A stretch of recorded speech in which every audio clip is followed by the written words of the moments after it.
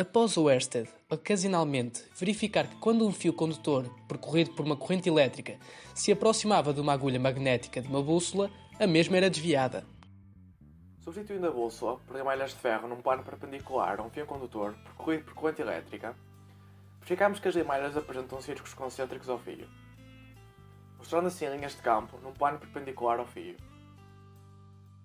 Mas por que é que se observa este fenómeno? Vamos por tópicos. Primeiro, um fio condutor conduzido por corrente elétrica cria um campo magnético. Até lá desconhecido, deduziu-se depois esta afirmação. É uma verdade da ciência, mas para nós estudantes é difícil entender o porquê disto acontecer e o mecanismo por detrás disto. Segundo, a agulha de uma bússola é um ímã. Verifica-se então que, em condições normais, a bússola orienta-se de acordo com o campo magnético terrestre, em direção às linhas de campo.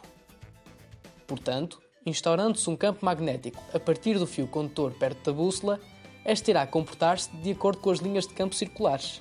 Podemos entender que a bússola verifica a existência de campo magnético.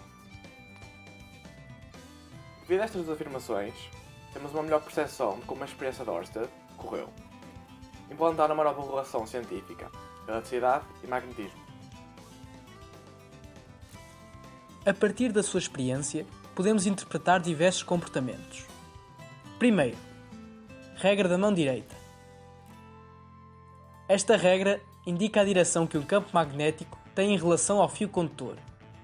Seguindo a corrente do fio uma trajetória, o campo magnético movimenta-se sempre perpendicularmente à corrente elétrica e tem sempre direção radial e sentido centrípeto em relação ao fio condutor. Fazendo um fiche com a vossa mão direita, podem representar figurativamente a corrente elétrica através do polegar e o campo magnético através dos restantes dedos. Assim se comporta o campo magnético em volta de um fio condutor. Segundo, variação da intensidade do campo magnético. O campo magnético pode ter diferentes intensidades, devido à intensidade da corrente elétrica que percorre o fio condutor e devido à distância ao fio condutor partindo de um determinado ponto, sendo mais intenso quanto mais perto o fio condutor se encontrar. Para além de fios condutores unidirecionais, existem fios curvos, designados bobinas ou solenoides, constituídos por espiras e capazes de criar um campo magnético semelhante a um ímã natural, mas com possível força superior, chamados eletroímãs.